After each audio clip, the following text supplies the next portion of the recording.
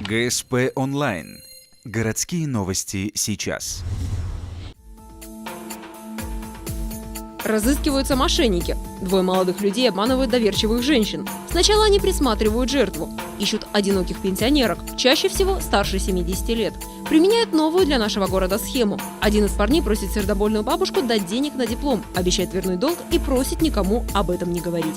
Потерпевшие ожидают 5-6 дней, веря, что они придут и дадут долг, но этого не происходит, и уже после этого они понимают, что стали жертвами злоумышленников. Три Ухтинки в общей сложности отдали мошенникам 426 тысяч рублей. В соответствии с частью 2 статьи 159 преступникам грозит до 5 лет лишения свободы. Просьба внимательно посмотреть на экран. Если вы узнали мужчин на фотороботах, просьба позвонить в полицию.